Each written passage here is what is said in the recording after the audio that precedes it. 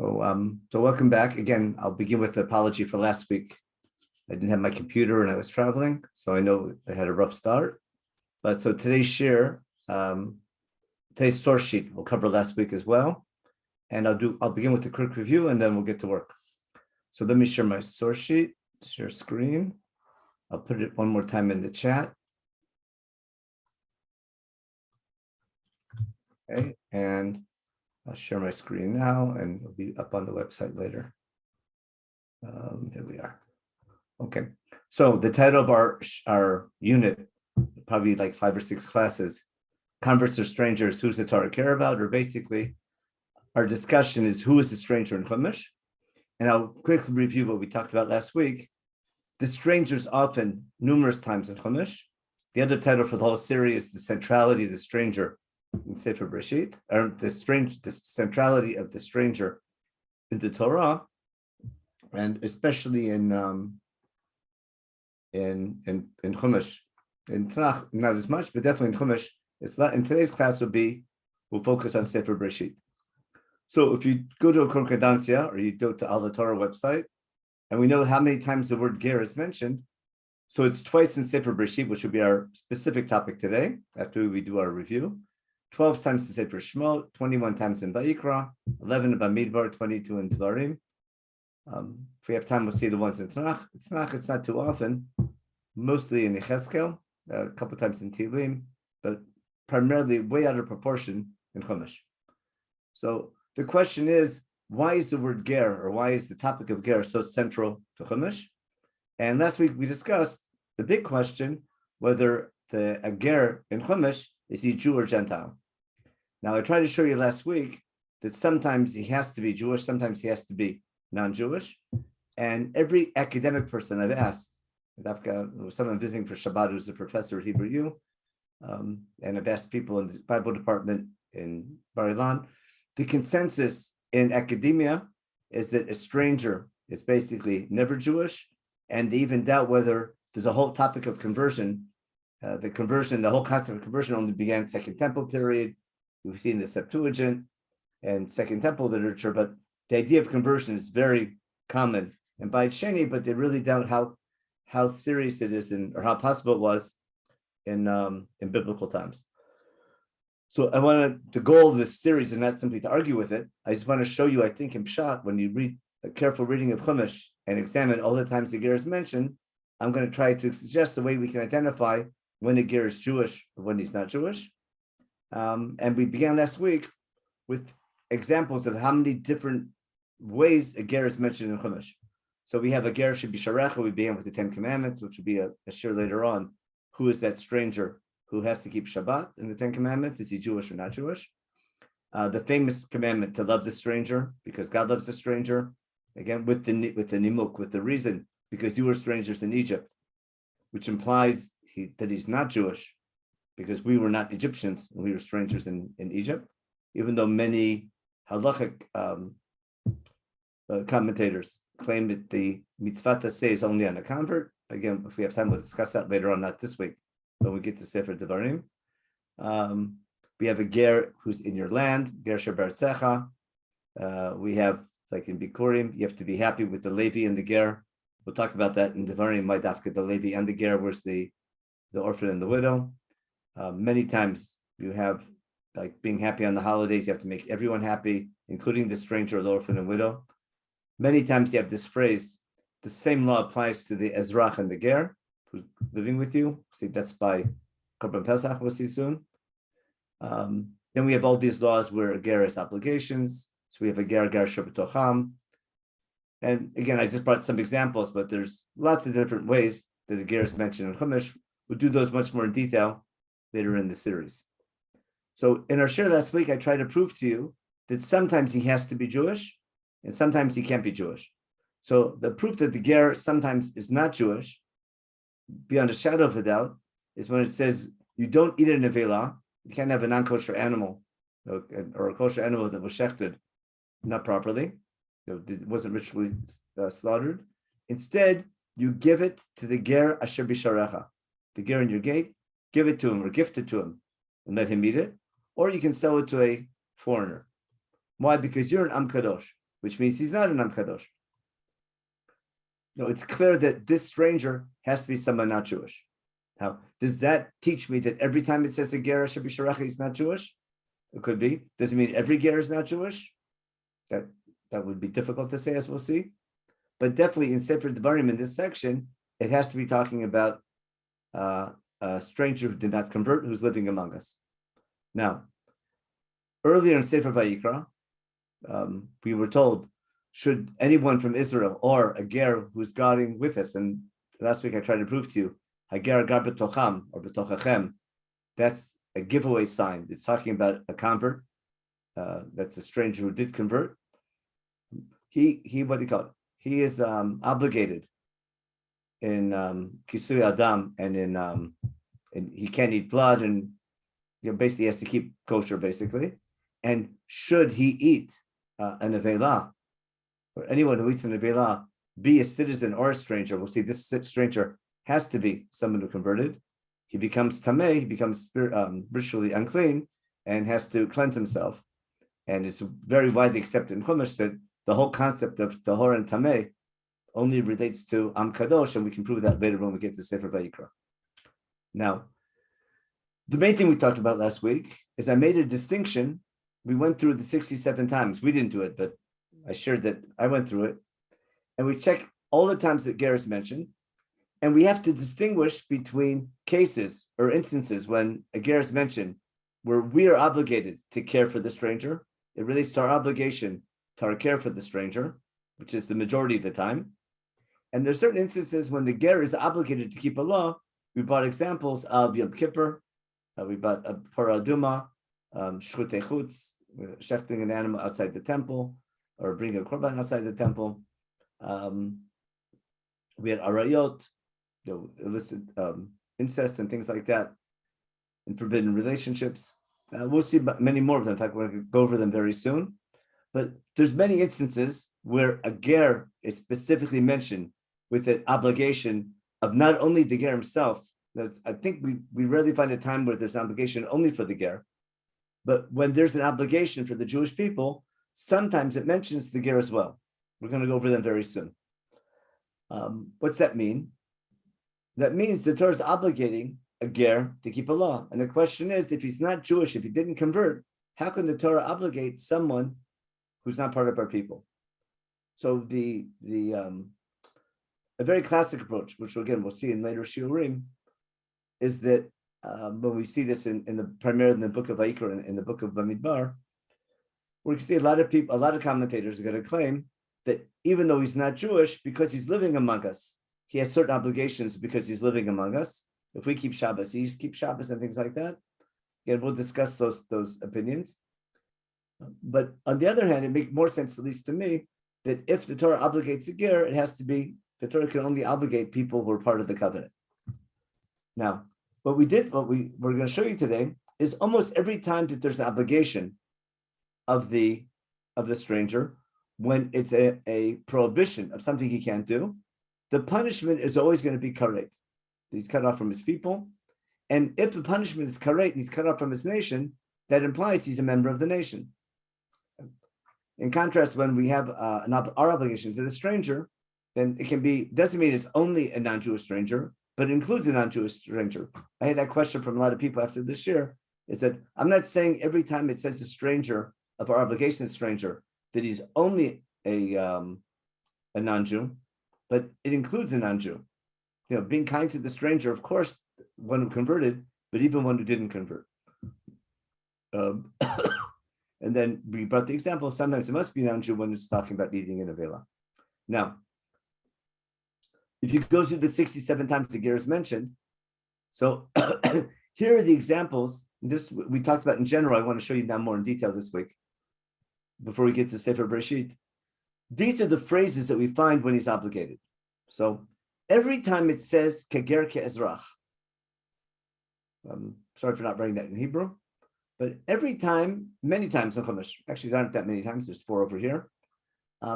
Every time when it says we put the ger, the stranger, and the ezrach together, the example is in Korban Pesach and Chametz in chapter 12 in Shemot, and in cursing Hashem in chapter 15 of Bamidbar, and the idea of Megadef. We'll do that when we study Sefer Bamidbar. And whenever we have ger and ezrach together, we're going to go through it. We'll try to prove that every time we get there. That's talking about a ger who has converted. Why? What's the difference between an ezrach and a ger? What I want to claim is that an ezrach is someone who owns land and owns the land, and it comes back to him every yovel, which means an ezrach can only be a member of the 12 tribes, because the original division of the 12 tribes was done after Yeshua conquered the land. Anyone who was a member of one of the 12 tribes in the original conquest of the land has a right to land. If he sells the land, it comes back to him in the Shemitah year. Therefore, he has financial security almost forever. In that sense, he's always an ezrach, because he has, again, not that he owns land right now, but he owns land when the Yovel cycle restarts. As opposed to a ger can never officially become a member of a tribe. He can convert, but he's always a ger. He's always a stranger, even though he's converted.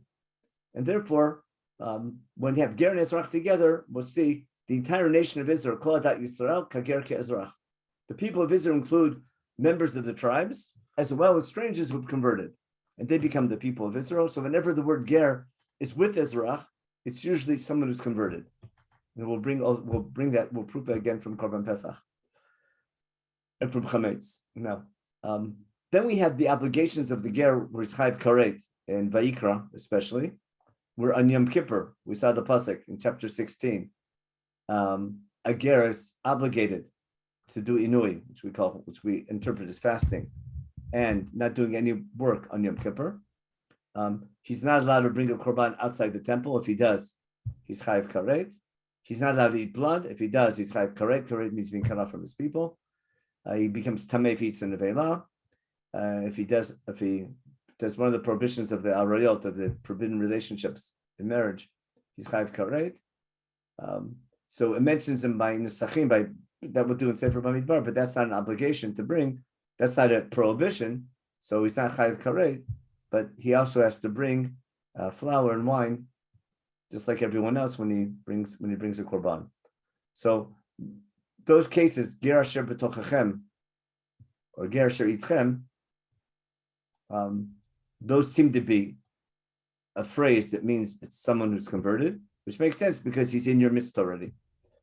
And ger b'tocham is the same idea, and that's the korban shgaga that he has to bring. Or also, if the Beit Din made a mistake called par ha'elem davar shel tzibur, remember the pasuk v'nisach lecha adab b'nei Yisrael v'legar gar b'tocham.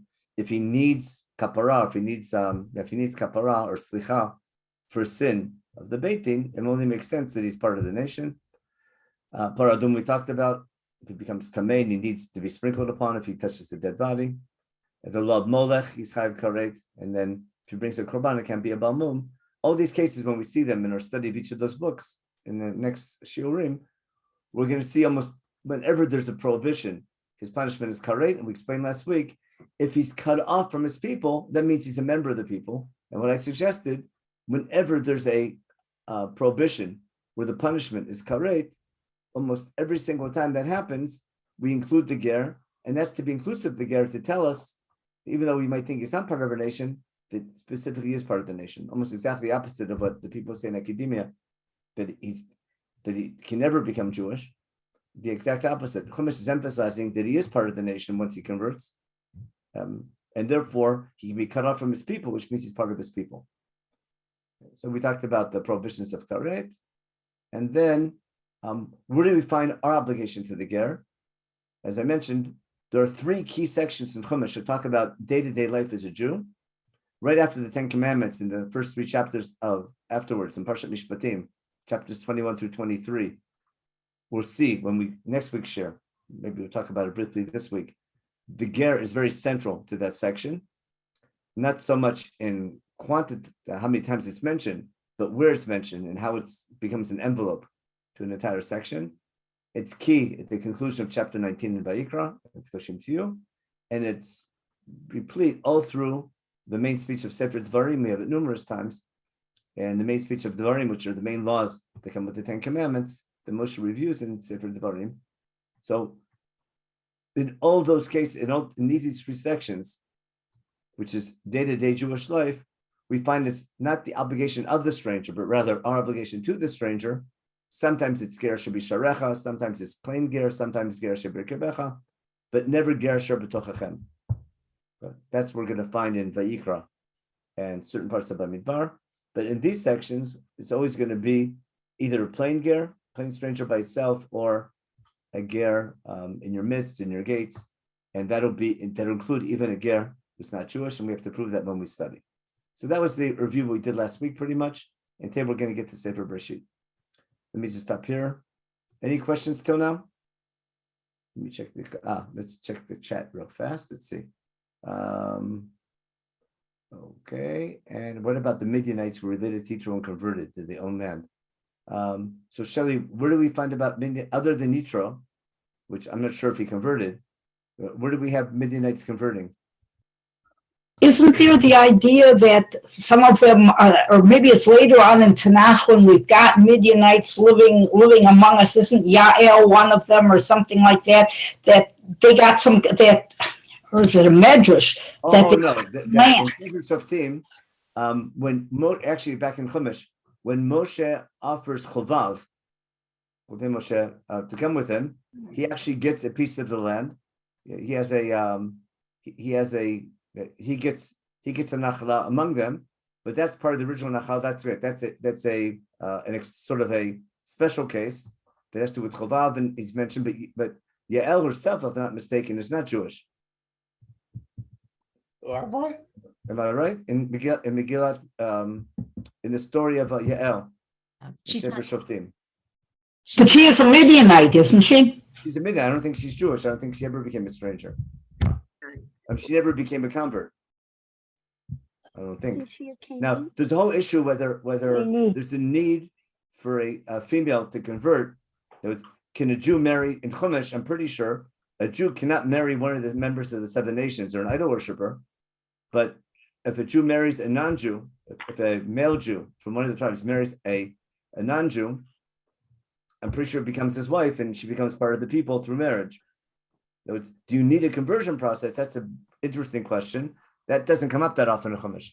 You have something with Ruth, but that question is Ruth. What makes Ruth Jewish? The fact that Boaz marries her, or does she have to go through a conversion process? That's a discussion for, if we get to, maybe we'll talk about strangers later in Tanakh after Chumash. Rabbi, I was typing a question for you. Have to take question. So, can I go back to the case where you say the guy must be Jewish because he's obligated in Shabbat? And my question is, if he's Jewish, why wouldn't you assume automatically that he is obligated in Shabbat, and why would you have to mention the guy in the first place? Okay, perfect. So if I understand your question, which we're going to talk about many times, is that if a ger is Jewish and he's converted, then why mention him? Just mention one time a convert is obligated in everything. So if all these obligations and prohibitions, we include the ger, and if he's Jewish, just say everyone's obligated. Why this friendship between Ezrach and ger? So each time we find that, and we'll go through each one of them when we go book by book, we have to say, I'll give for example, it could be that a stranger might not be obligated to keep chametz or eat matzah or keep chametz or bring korban pesach because he didn't leave Egypt. So it could be other laws he's obligated, but someone might think because he was not redeemed from Egypt, he's not obligated with the laws of chametz and matzah. Therefore, Torah tells us no, he's obligated in chametz. So I can go each case when we find an obligation of the ger. I can think maybe there's a havamina, whatever how you translate in English. I might think that he wouldn't be obligated because of his status, and then the Torah tells you he's obligated anyhow. But then if I can find a reason like that, then your question becomes stronger. Then if he's Jewish, then why just say everybody? Why mention the ger? And that's what I tried to explain last week, is that you're right. If he's Jewish, of course he's obligated. But every time there's a prohibition where the punishment is karet, you're being cut off karet from his people, Chumash intentionally mentions him to teach you that he's part of your nation. I think that an argument it might not be a good argument, but I can make an argument that he's not Jewish. And my argument would be that the Torah trying to tell us that you can't get a non-Jew to do melacha. Yeah, so but when it comes to Shabbos, we'll see. When it comes to the 10 Commandments, that's a big argument. Is it ger mentioned because he can't work for you? So the law of Shabbos is really interesting, and we have to see it's in Devarim, also in Shmot, and that's we're going to try and solve it in Pshat, whether it's about a Jewish stranger or non-Jewish stranger, whether it's a convert or not. The Yisur, why we include the ger. Our conclusion will be that probably he's not Jewish, but he can't work for you. But again, we have to do it carefully. But in general, we're going to do each of these cases by themselves. And now, again, there's another approach that even though he's not Jewish, he's obligated because he's part of our society. Then we have to explain why specifically these laws. It was why Dafki Yom Kippur and not other laws or not other holidays. One more question. One more question, Ruth. Go ahead. Yes, please, just clarify. You are making a distinction between bitocham and bisharecha. Not only that, I'm going to say bitocham, bitochachem, or itchem, or b'Yisrael, we'll see. Okay. Those are all cases where he's a convert. Okay, that's what it means. We never have ger sher bisharecha in your gates, or b'kirbechem in your midst, or stam ger. Okay? Those are always cases where it's our obligation to him. Okay? And therefore, most likely, it includes even a non-Jewish stranger. Okay. Not exclusively someone non-Jewish, but including someone non-Jewish, didn't convert. There'll be a couple cases like by Hakel and by Brit Nitzavim that we have to look with a microscope and scrutinize. We'll spend time on this when we get to Sefer Devarim. We'll probably need two or three classes on Devarim because there's a lot of cases there, a lot of borderline ones. But for sure, when you look at the three law units, again, the three chapters of Parshat Mishpatim, Kedoshim to you, and the laws in Devarim in the main speech, it's pretty easy to prove we're talking about no, he's not necessarily Jewish. Any stranger, as long as he's not detrimental to society. And my approach will be that I don't think the Torah can command that the Torah is for the people who are part of a covenant, and any obligation or prohibition or anything you have to do can only be focused on the Torah can only obligate members of the covenant. Yeah, we'll have to see. Okay, let me close up the chat and we'll get back. Now we finally get to today's topic, Sefer Bereshit. Now, there are two times the ger is mentioned in Sefer Bereshit. When Avram wants to buy a burial plot in Hebron, Parshat Chayei Sarah, and I'll have that in 2 weeks. And the big case is that in Brit Ben Abtarim, in the covenant of the parts, and that's going to be critical. So again, it doesn't come up too much, but we're going to see now in the very first covenant that God makes with Avram Avinu, and the covenant that's made with God's name Yud Kei Vav Kei, which leads to the whole story of our becoming a nation in someone else's land, and our enslavement in Egypt, and the exodus from Egypt, and our redemption, which is such a central theme in the Torah. There's so many holidays, which was definitely set Mitzrayim, and so many mitzvot that we need to remember the Exodus. The centrality of the stranger in that covenant already indicates there's something very basic going on. So let's share my screen again. We'll go back to our source sheet and we're going to follow this now. Okay, so again, Sefer Bereshit, it's only the words mentioned twice. Avram, the people of Hebron, and the stranger in Brit Ben Abtarim. I should really mention that that's in chapter 15 is Brit Ben Abtarim. It's interesting in chapter 16, which we read on Shabbat, what happens? Hagar, her name, probably an Egyptian name, but it's really interesting that Her name in Hebrew means the stranger. And we'll see later on, she is sort of afflicted, or Torah, we have the word inui. There's so many parallels between Brit Ben Abtarim and the story of Sarah and Hagar and Abraham that they're next door neighbors in Chumash. They're probably connected.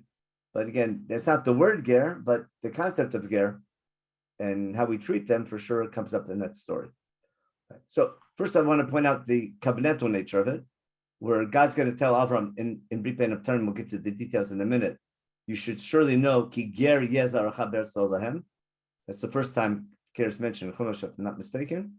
And our offspring, God tells Avram, your offspring are going to be afflicted and enslaved for a period over 400 years, but I'm going to punish their oppressor. You'll leave with great wealth. And then that day, where God sort of promised that to Avram Avinu, predicted it, that day came hand in hand with the covenant that God makes with Avram about promising the land. So, a couple things. Number one, this is a covenant between God and his people. It starts at the seed level with Avram Avinu, and it's so central to our religion and to the whole book of Shemot, Exodus, so many laws. More important is that Brit Ben Abtarim is the first time we find a dialogue, not just a commandment, but a dialogue between God and Avram Avinu. Now, dialogues are very rare in Chumash, where God actually has a dialogue, a conversation with man. The first one with Adam and Cain, with Adam Harishon and God when he sinned, and with Cain when he sinned. But God's conversations with Adam Harishon and with Cain are in the context of man sinning and God reacting to his sin, and they become sort of a paradigm and teaching us that God's expectations for man, there's a concept of punishment, and man's responsible for his behavior, either for disobeying God, Ben Adam Lamakom and Gan Eden, or Ben Adam Lachabero, with the story of Cain and Heva. But those are the only two dialogues between God and man before Avram Avinu. But those are dialogues that relate to sin and punishment. The first time we have an actual dialogue of a conversation that's not relating to punishment or sin, but relating to a relationship, is between God and Avram Avinu. It happens twice in Sefer Bereshit with Avram Avinu, never with Yitzhak, Yaakov, or any of the tribes. There's never a dialogue like you have with Abraham. And the very first one is Brit Ben Abtarim, which includes the concept of a ger. The second one is the story of stone, which is also about a type of what we expected in our behavior. So just before we get to the story, the very fact that this is the first and primary conversation between God and man in Sefer Bereshit, in the context of a covenant, and it's forecasting not only the future of the Jewish people, but the idea that God wants a nation, but to become God's nation, there's a need to go through this basic training stage of suffering in someone else's land. If we have to experience that suffering as part of our initial stage of becoming a nation, that means that idea of being a stranger in someone else's land has to be important. We even mentioned last week, I think, that Moshe Rabbeinu himself sees himself as a stranger everywhere he goes. In Midian, he's a stranger. In Egypt, he's a stranger. To the people, he's a stranger. And therefore, when he names his first son, Gershon, Ki Amar Ki Ger Ha'iti, we mentioned, that you really see a person's, like what's on a person's mind, you can see in the way he names his children. So now I'm going to go back and review Brit Ben Abtarim. I'm going to share one other, I can share with you later on. The conversations in Bereshit are between God and Cain, between man and God with Ayeka. That was in chapter 3 in Sefer Bereshit. Between God and Cain, there's a conversation. There's Brit Ben Abtarim, conversation we'll see soon. And regarding stone, there's a big conversation between God and Avraham Avinu. Those are the main times. But now in Brit Ben Abtarim, there are two conversations. I'm going to show you the English in a minute, but in Hebrew, the first conversation after the war of the 4 kings and 5 kings, the first conversation, the topic is about having children, Zerah, Avram having offspring. He doesn't have, and he's worried about it. And God says, don't worry, you will have. And Avram believes. The second conversation is about the land, where God tells Avram, I took you out of Ur Kasdim, I brought you from Mesopotamia to conquer and inherit this land, to possess the land. And Avram wants to know how and when it's going to happen.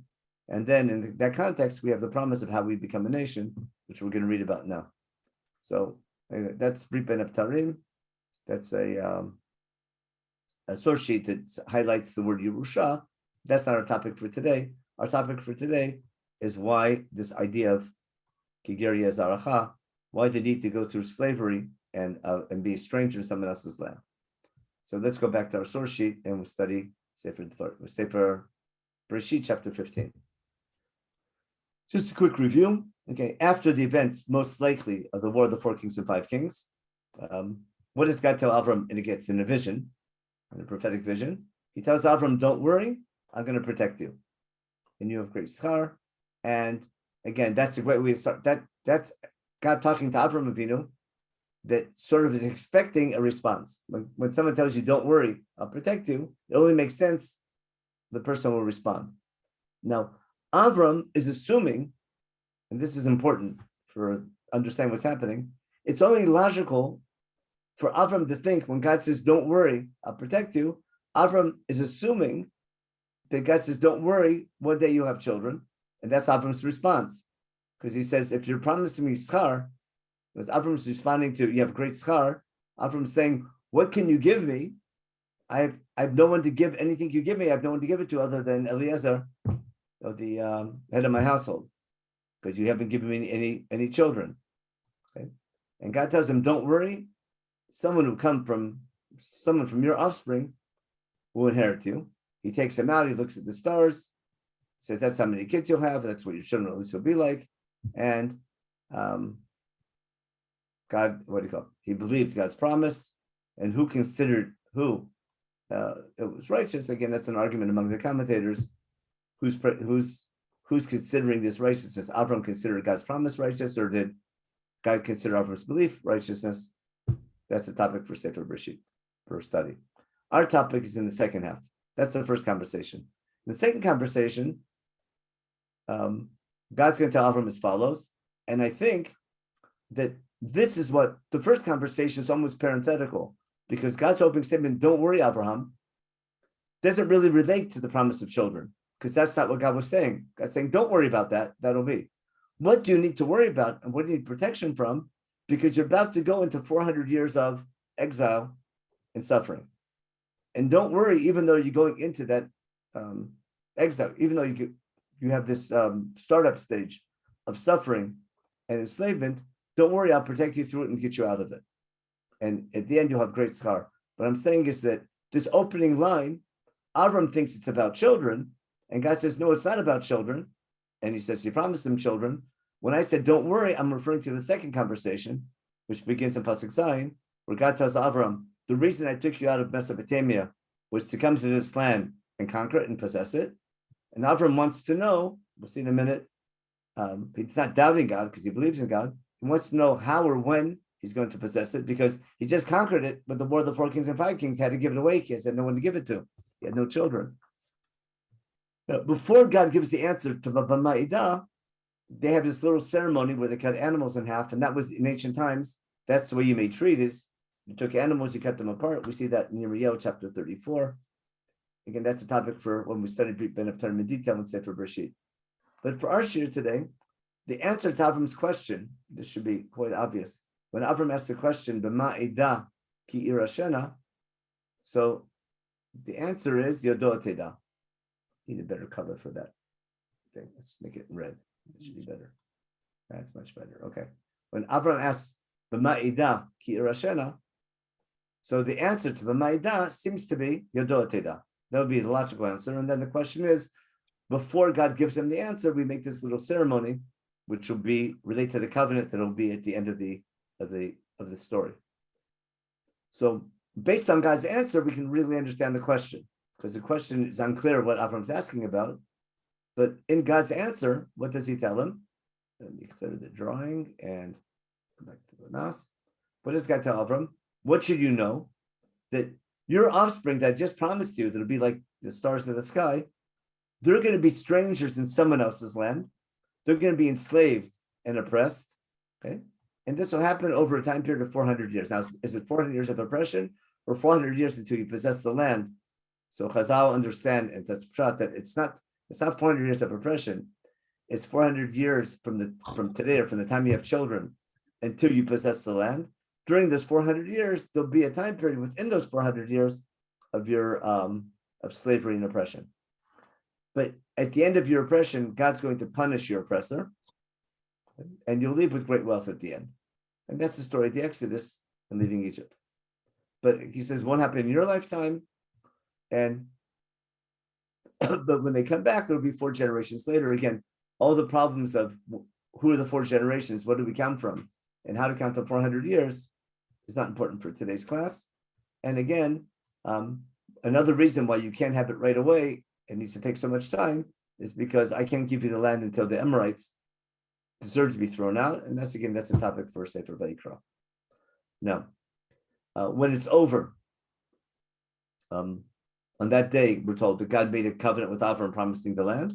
And therefore, the promise of conquering the land, inheriting the land, and becoming a nation, for some reason, in this first dialogue between God and Avram Avinu, in this first covenant, it's necessary for Avram to go into slavery and be redeemed to become that nation. Now, there's one direction in commentators, the Maral talks about it in the V'rot Hashem, where because this is told to Avram Avinu in chapter 15 and not in chapter 12, this is in the middle of Lech Lecha, not the beginning of Lech Lecha. Some commentators say that this must be a punishment for something Avram did wrong. Had Avram just been perfect, he would have come to Israel and inherited the land, and there would never have been a need to go down to Egypt or any type of exile. But because he did something wrong, that's why this is happening. I'll just give the 3 classic answers. I'm sure we're familiar with them. The famous one is because Avram, what happened between chapter 12 and chapter 15? Well, in chapter 12, there was a famine and Avram went down to Egypt. So if you hold, I call it the Zionist answer, if you hold that going down to Egypt during a famine is wrong, you have to have faith in God and stay in Israel, no matter how bad things are, then Avram is being punished for his lack of faith. And because he went down to Egypt, his children will go down to Egypt. But Avram came back with great wealth from Egypt. So we came back with great wealth. So it's almost like foreshadowing Jewish history. I just have trouble with that because if Avram sinned, then how come his children get punished, not Avram himself? And it seems like in halacha, it makes sense that if he went down, God didn't tell him don't go down. When Yitzchak wanted to go down, God told him not to because it was a different type of, it wasn't such a bad famine. But I can't prove from here that you shouldn't leave Israel in times of trouble. Maybe you have to survive. Again, that's a hashkafa argument. But it's hard to say that this is only because of Avram went down to Egypt because it was a famine. That's what people do when you have to survive. Now, the other approach, which is they call the Shiva approach, because of the war of the 4 kings and 5 kings, during that war, he took us chanichim. Remember, Verchet Chanichav, 318 yeshiva students who were sitting and learning. The fact you took them to war, so that's your punishment, which is classic midrash about more important to learn Torah than serve in the army. But that can't be. I don't think that's a simple shot for what's happening. The best one is because of this question. Now, Avram just accepted; it would have been fine, but God just promised them the land because Avram asked questions. So how do I know when you doubt God? And you ask questions, therefore that you're being punished. And therefore I learned from there, when the Rabbi tells you something, don't ask chutzpah questions. And look what happened when Avram started asking questions you shouldn't be asking. Again, those are all midrashim, which deal with a lot of hashkafa, but I'll try to explain why it can't be pshat. It can't be pshat because when you get to the altar, and that's, I want to point out, because all the law sections in Chumash later on use our suffering in Egypt as a motivator for our behavior. It seems like this was necessary to become God's nation. And that was the key point I tried to explain last week as well, is that the theme of being sensitive to the stranger is so central to the law sections of Chumash and our need to be sensitized and to remember that we were slaves in Egypt, and therefore don't mistreat strangers in your land, and don't mistreat your workers, and don't afflict slaves and things like that who's ever working for you. It's remembering how you were mistreated and redeeming that experience and making you a better person and keeping that on your mind every day of your life and going crazy about it once a year. It's so central to our Judaism, it makes more sense that this whole experience of becoming a nation in someone else's land has to be a collective experience of the nation that's necessary to become God's nation. It becomes part of our collective DNA and part of our eternal memory. And because it comes up because it's referred to so many times later in Chumash, as we'll see, it makes more sense to me that God wants this to happen. Now you can argue how bad the oppression had to be. We'll see that maybe in Sefer Shemot. It could be that it didn't have to be so harsh on the people. Maybe we were partially blamed because we sold Yosef, because maybe we took advantage of our higher position in Egypt when we got protexia during the famine, and we kept our land and everyone else lost their land, or because what Yosef did, buying up all the land from Pharaoh. So there's lots of different reasons that it could be that our oppression in Egypt was our fault as well, not just something that had to happen, but we made it worse. Again, that's a big argument among commentators about how bad our suffering in Egypt had to be. But there's no doubt that when we thank God for taking us out of Egypt, we also have to thank God for putting sin to take us out, and that was one of the things at the Seder. Now, so again, that's this covenant that we find in Sefer Bereshit. Now, I want to prove my point about all the mitzvot in Chumash that relate to this experience, and hence, in my opinion, Brit Ben Abtarim is not a punishment for something Avraham Avinu did wrong, but rather something central, necessary experience to become God's nation. I compare it to basic training in the army, or going through residency if you're a doctor, or any type of training before becoming a professional. No, one of the proofs for that is going to be in those sections of laws that are going to follow in Chumash. So we'll see examples in Sefer Shemot. In Sefer Shemot, in Parshat Mishpatim, we have laws that it's primarily laws that deal with man and his fellow man, to follow the Ten Commandments. Remember, we'll go back over it later when we do Sefer Shemot, but there's two primary sections of law in Parshat Mishpatim between man and his fellow man. There's what's called nizikin, damages, which is written in case, should this happen, here's a psak beitin, it's case law. And then there's a whole section of absolute law, things you have to do, that deal with moral behavior. And that begins in chapter 22, verse 20. Again, we'll do this in detail when we do Sefer Shemot next week. It begins with, don't oppress a stranger, because you were strangers in Egypt. Now, even if we weren't strangers, we wouldn't be allowed to do that.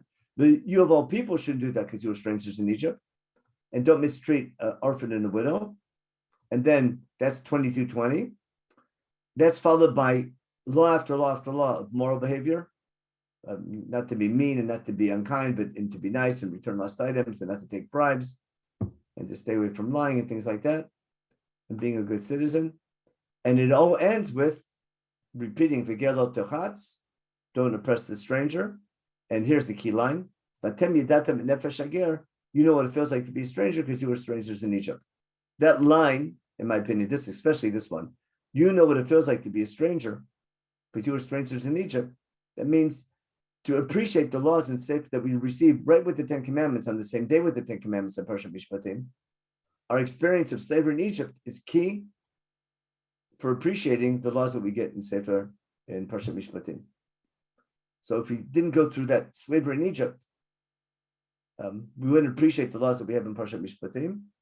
And that goes back to explain why it was necessary in Brit Ben Abtarim to go through that suffering to become God's people. So that's one unit of mitzvot, and these become bookends. These two psukim, 22:20 and 23:9, we'll see next week, are bookends for a whole section of moral law that guide our behavior. The main law section in Sefer Vayikra is chapter 19, Kedoshim Tiyu.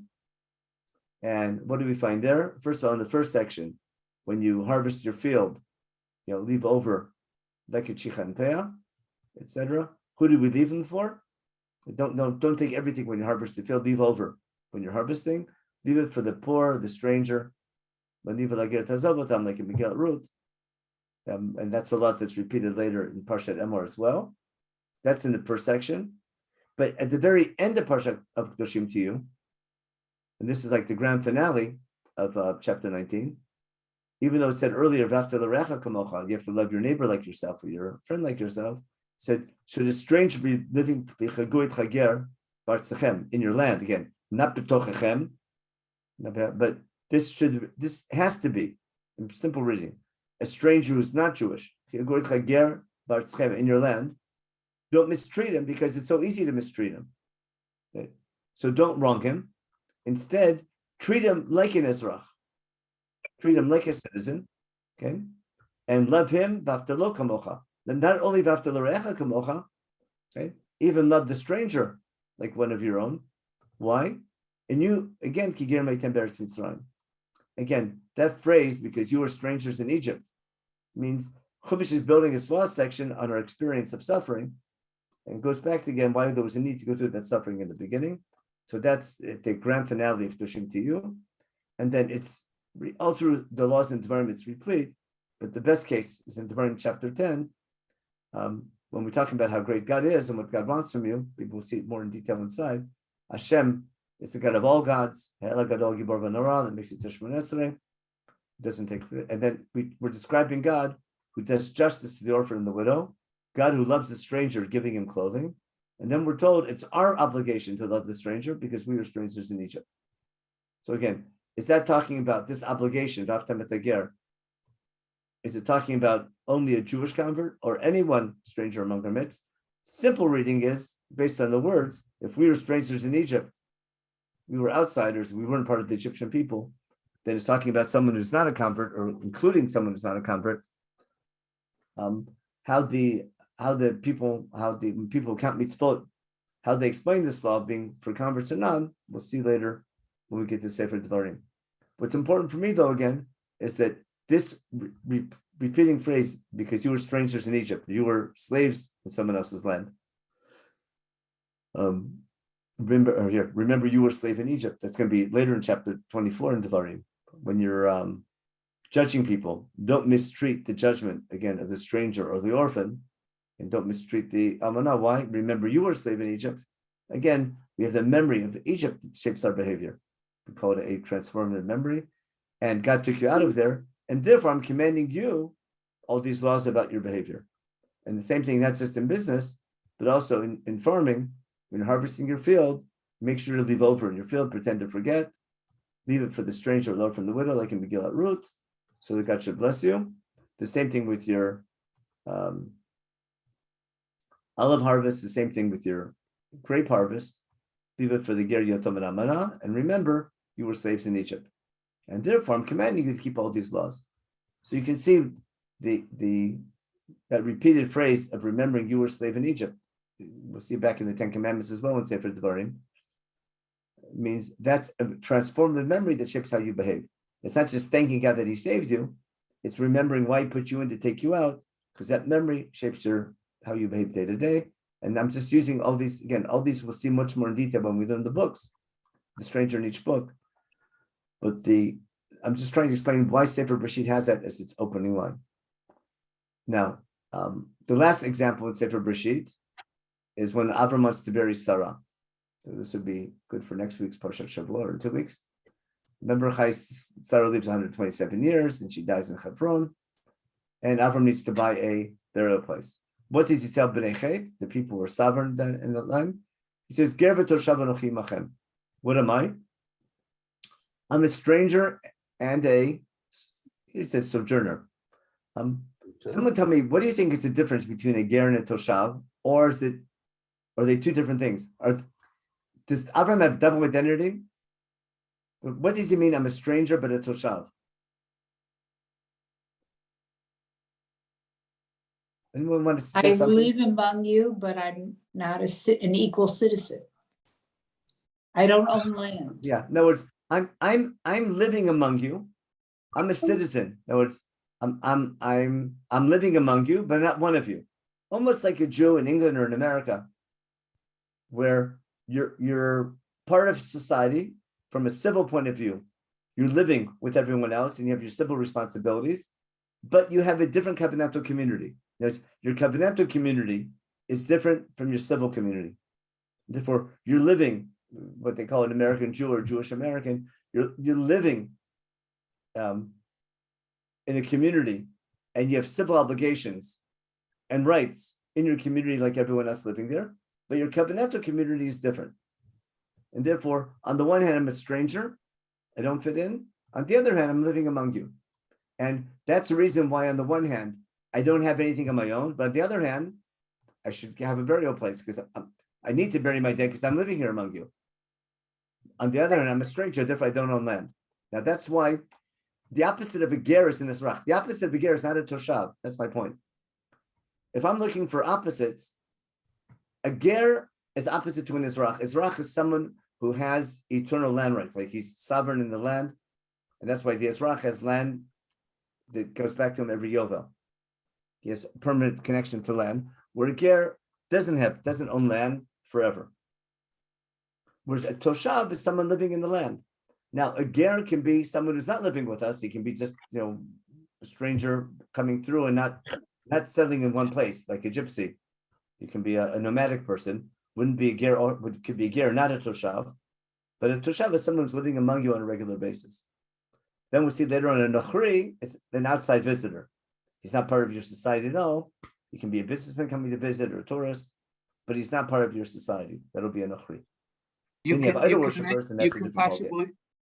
possibly say that a ger, that a toshav is a resident and an ezrach is a citizen.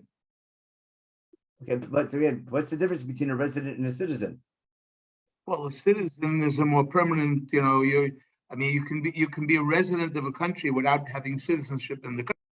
But you can be a permanent resident. So that's the question: is a citizen, is that a covenantal community? So in our modern day democracies, a citizen has the right to vote, if I got it right, and non-citizens don't have the right to vote. It was in America, like say in America, what's the difference between a permanent resident and a citizen? The right to vote. They don't. The right to vote. That's it. Don't take this. If you don't take the oath of allegiance to the Constitution, you're you're a permanent resident, but you're not a citizen. And what's the difference? You don't have to fight in the army. Yeah. No, Yeah, you so- don't. You Yeah, don't but have- but rights the citizens have that residents don't have. Just the right to vote and run for office? Social I'm not security. sure. I'm asking about in American law. I think to make the difference to how your society will live but you do that by voting, and therefore, Okay, so that's classic democracy. Yeah. right, and therefore one who's just residing in there has to go along with whatever the majority has decided. Yeah. So in general, that's what I'm If I saying. may say, if I go ahead. answer the question, you can't serve on a jury if you're not a citizen. There are certain corporations you can't be the head of, let's say those connected with defense. There are many, many restrictions on non-citizens, even in the United States. There's another one that maybe you cannot be expelled from your Exactly. country. Yeah, you have rights, but again, the main thing is you don't have I see that citizenship is part of a covenantal community, that you share common goals, and it's because I could be drafted and I could be, I need to be loyal to my country. There's a type of loyalty behind being a citizen. That might be the type of ezrach also. But what I'm saying, I think toshav, I don't think a toshav is opposite than a ger. You can be an ezrach who's a toshav as well. Someone, a permanent resident, someone living among us is a toshav, but he's not part of the covenantal community, therefore it makes him a ger. Now, we're going to see a ger can't be an ezrach, and an ezrach can't be a ger, but both of them can be toshavim. Now, the reason I'm pointing this out in Sefer Bereshit, there's many topics in Sefer Bereshit that set the stage for laws later in Chumash. Like we talked about Reach Nichoach once, maybe. In other words, there's many things that happen in Bereshit, like the flood story sets the stage for Har Sinai with the 40 days and 40 nights, and the covenant before and after. And again, so it could be that the reason why Chumash tells us this encounter between Avram and Bnei Chet might relate later to the laws of Shemitah itself, which almost define what it means to be an ezrach, because what's God say at the end? You can't sell land forever. The land belongs to God, and it resets itself every 50 years, but no one should have this ownership of land forever. Why? Because all the land belongs to God. And then this has to be related to Bereshit. What's God say? Ki geri v'toshavim atem imadi. even though we're living in the land, the way we need to feel is because the land doesn't belong to us, despite what a lot of people are taught. The land belongs to God. That's the first Rashi in Chumash. God gives it to who's ever deserving. And we need to know the land, we have it on the condition that we keep its mitzvot and fulfill the goal of being Jewish. So God won't throw us out the minute we do something wrong, but to warn us, if we continuously don't fulfill our goal as God's people, He might throw us out and send us into exile or rehab until we're ready to come back or until He gives us another try. So the idea that in our own land, even though we're sovereign and we own the land, once we conquer the land and we're able to parcelize it and give it out, and we have our own ownership and we're sovereign, what the laws of Shemitah teach us in Sefer Vayikra, especially the law of Yovel, is that we need to remember that even though we're sovereign, we're really not sovereign. The land really, the sovereign is God. And in God's land, we're Gerim B'Toshavim, in contrast to God, in contrast to, we need to know it doesn't belong to us. We have the land on loan on the condition we keep God's mitzvot. So the land becomes a vehicle to fulfill our goal as God's nation, but we don't own it. God wants us to feel that we're Gerim B'Toshavim, meaning the way Avram feels with B'nai Chet is why we need to feel with HaKadosh Baruch Hu in the land. Now, not that we're strangers in our land, we're living in the land, but as far as feeling we can do whatever we want with the land, we can't do whatever we want. We have to follow God's laws. God's the sovereign. That's why we pay God taxes. That's the truma that we give to God. Usually you pay taxes. Who do you pay taxes to? You pay taxes to the sovereign power. So the truma, our taxes that we pay to God, it goes to God, then God gives it to the Kohanim. But the idea that the reason why you're only chayiv in trumot, only once we have conquest of land, maybe we'll see that later on in our course, that might relate to this idea that that we're our sovereign, but we want to show God that God's sovereign. So even though temporarily or sort of our right, we're like a vassal king on our own land, where the sovereign, the king, is going to be HaKadosh Baruch Hu. He's giving us the right or mandate to rule ourselves on the land, but in contrast to God, we have to feel like Gerim B'Toshavim. So the word Ger V'Toshav in Sefer Bereshit, I think, is going to set up a deeper understanding of our possession of the land of Israel, the laws of Shemitah. And then again, what that follow with, because of that, if someone is poor in the land, don't take advantage of the fact and buy. What happens? Let me end with this. Our time's up. What tends to happen in normal societies is that you buy up a lot of land, and that's what happened in Europe. Who became the nobles? People who were able to buy up a lot of land. People who were poor, they bought the land from them. They couldn't pay their bills. The nobles owned the land, and then you have serfs and nobles, and you can never get out of it. And people, either you're born into nobility or you're a serf or you're nobody. And it becomes that way forever. God wants to set up a situation where when someone falls apart financially, we have to help them out. And there's always the security of the Yovel cycle where you'll get back to your land every 50 years. But the idea that in land ownership, we want to make sure that land ownership is not controlled by a small group of people. We want to make sure that there's equality, and we don't want to take advantage of people who fall into financial stress. Whether we have to go out of our way to help them out, that's called the Goel, who comes and saves them from their trouble. So again, owning land is a tool in how we sanctify God, and not the goal of becoming rich and wealthy. So that was an idea also that we see from here. And so that's, again, let me summarize. I simply want to show you in Bereshit, Ger's only mentioned twice, but the second mention by Avram, Ger V'Toshav, I think is setting the stage for understanding how we relate to ourselves when we are sovereign in the land. And then the need, the first time, that to become God's nation, to appreciate what it means to be suffering. And therefore, if one of the goals of God choosing a nation is being a model nation, to be this Av Hamon Goyim, a mentor nation for other nations to learn from, then our experience to become that nation of going through suffering and know what it feels like to suffer, that has to be ingrained in our national consciousness and our awareness, and that has to almost typify us as a nation, because we need to be known as a nation to go out of its way to care for the people who are downtrodden. And when people are in financial stress, it's our job to help them, not to take advantage of the financial stress and become wealthy because of their difficult situation. The opposite. We use our wealth to help those in need. And in most countries, what happens is that when people are in stress, the wealthy take advantage, and that's how you get strong. That's how you build up your wealth. And we need to have a country where we need to be wealthy, but we use our wealth to distribute it to help others. We become trustees with our wealth, and we'll see that as we go through the different books. We'll see that theme being repeated almost in every single book, especially in relation to the stranger. Rabbi, then how do you deal with Yosef basically selling all of Egypt except for the priestly class into permanent serfdom just because of the famine? So two things. Was that Yosef's idea or was that Paro's idea? Can't tell from the text, at least I don't think. So when we study that, you'll see that Yosef's idea was to store and that's his dream. His dream was to store the wealth of Egypt. You have 7 years of prosperity. What happened? Who ate the lean cows? Ate the fat cows. Remember that? Actually, it belongs with Sefer Bereshit, so we can talk about it. Remember in his dream, the lean cows eat the fat cows. What did Yosef understand?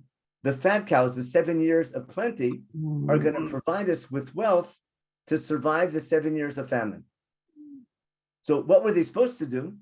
They were supposed to, Egypt was supposed to store, or the people were supposed to store their grain during the 7 years of plenty. And that's how they were going to survive the 7 years of famine. But the wealth belonged to the people, not to Pharaoh. So they stored it up for the people, but the Pharaoh should have been a trustee on behalf of the people. Instead, Egypt and the government of Egypt took Yosef's advice and they used it to buy up all the land of Egypt to become almost a dictatorship. And they bought all the land. And now it could be that's why the people hated later. Who's the Melech Hadash? There's a new dynasty in Egypt. There was a rebellion in Egypt because the people didn't like the fact that all the land was bought up. And that new Pharaoh, who was appointed after the rebellion, when the new tanks against the Pharaoh who bought up all the land, it's not surprising they start hating the Jews and blaming the Jews for what happened. Now, it could be, was it Yosef's idea to buy up the land, or that was Pharaoh's taking advantage of Yosef's advice? That you can argue when you read the story. Yosef's advice was to use the produce, and the government of Egypt should have been a trustee on behalf of the people and distributed to the people afterwards. Instead, the government used Yosef's advice to buy up all the land. Now, was that Yosef's idea, or was that or they were taking advantage of Yosef's idea? They used his prediction and they took advantage of it. Either way, it could very well be that might have been the natural reason for the oppression, and why the oppression happened. Was that a mistake? What Yosef did? Did Pharaoh take advantage of him? That's a discussion when you study Sefer Bereshit. But there's no doubt, in my opinion, that what Egypt did with the wealth and buying up all the land, I think that led later to the hatred of the Jews and leading to the oppression later on.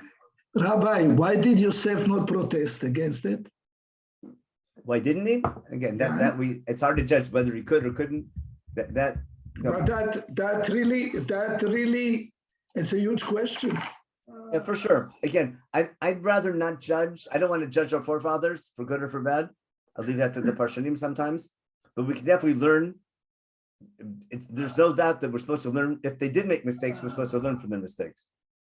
So our job is not to sit and judge our forefathers, but rather, if we see something in the text that seems to be negative type of behavior, we're supposed to learn from that how to fix it, not to repeat that mistake. From the pshat, it looks like it's Yosef suggested.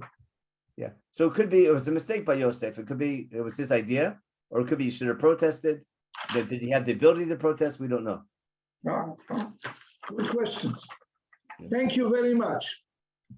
Okay, and let me check the chat real fast. If any more questions? Oh, we do have questions. There we go. Okay, maybe it's because he made Sarah a stranger in Pharaoh's house. That's another possibility about why, and midrashically, why is Avram punished because he sort of took advantage of Sarah's position and he made himself wealthy because of that. That's a good question. Did Avram do the right thing, telling Sarah to say that she was his sister? he told the truth, maybe he would have been killed, and so what would have gained. But he definitely meant well. But he wasn't. It turned out in his advantage. I don't think you can prove that he did something wrong. But again, but I don't think in Pshat that's the reason for the need to go into slavery in Egypt.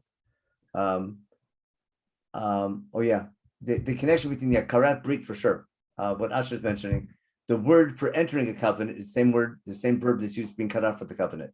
The chrot is to either be cut off from a brit, karet, or when you make the brit in the first place, you take two parts. The karet means to be cut off, but because the ceremony of entering a brit was cutting animals in half and walking between them, therefore the verb for entering a covenant becomes it's cut off because you're cutting. Got it? So the chrot brit is because when you made a brit in ancient times, you cut animals in half and walked in between them. That's Josh Berman's got a book on that stuff about ancient covenants in ancient. But you see it in Yirmiyahu as well. The people made that covenant when they said they're going to free their slaves. That was a custom of how you made a brit.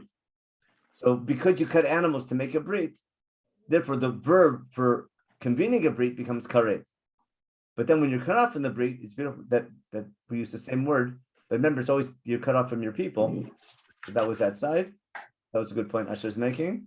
I said a ger is an outside. Yeah, that's a good question. A ger, I think it's called not an outsider. Ger hagaritchem. Is remember what did Lavan Garti? Exactly.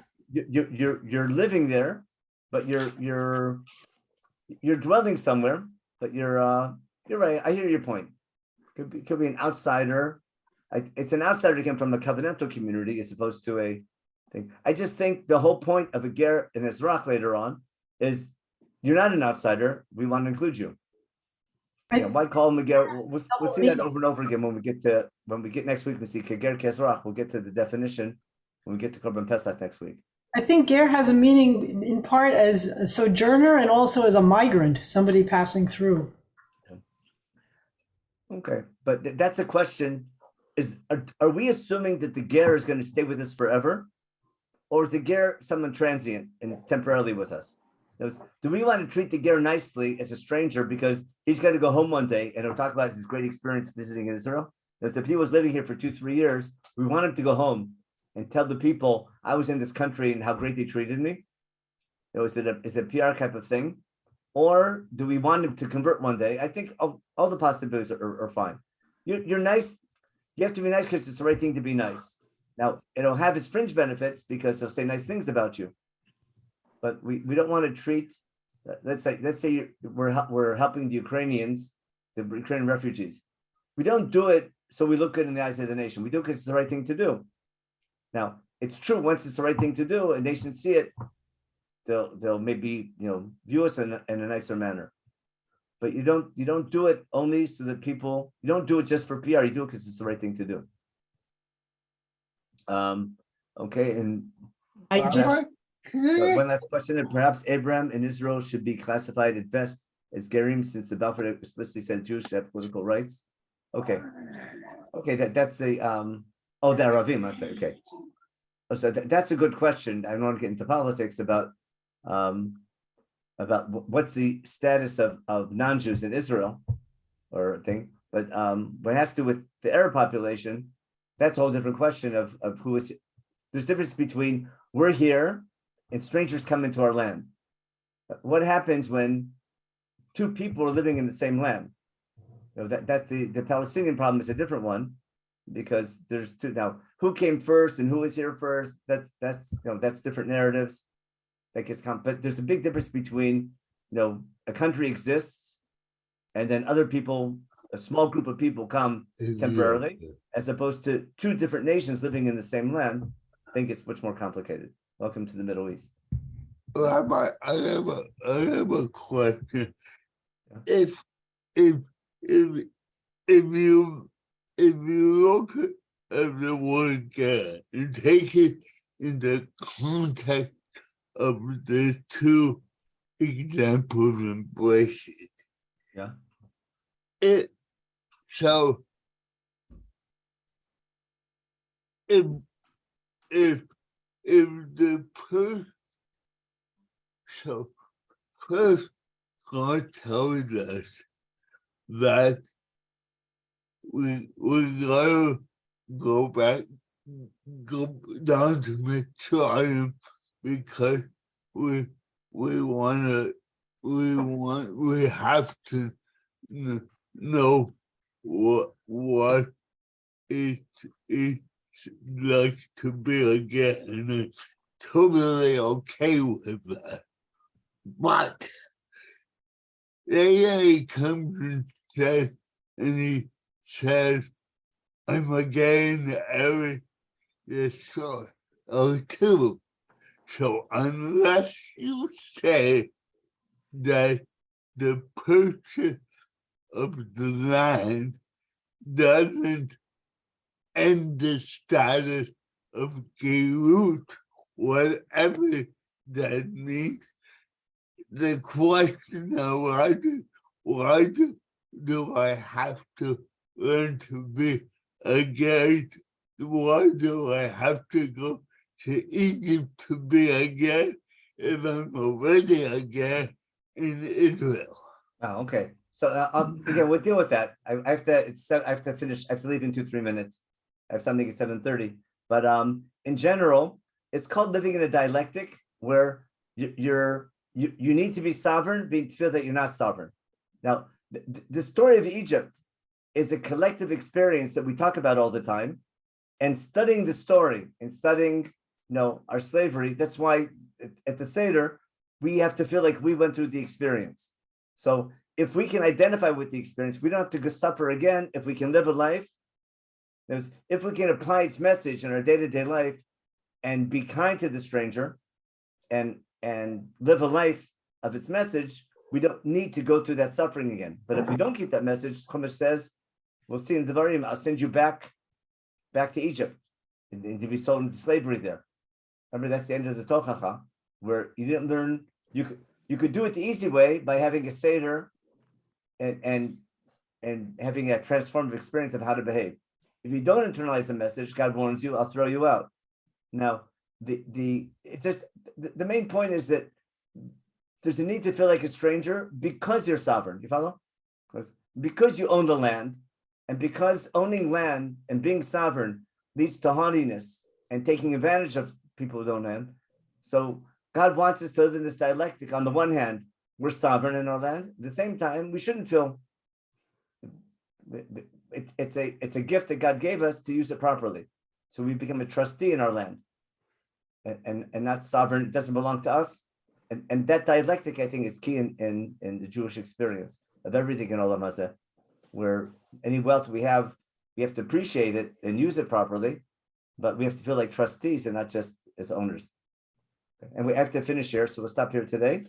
Thank you. Next week, we're going to go into Sefer Shemot. We'll see Korban Pesach, we'll see Parshat Mishpatim, we'll see the loss of Chametz, and we'll see where the few times that the ger is mentioned, but those would be critical. That'll be we'll use that to define the Jewish ger and the non-Jewish ger. Everyone have a good week, and Hashem, we'll see you next week.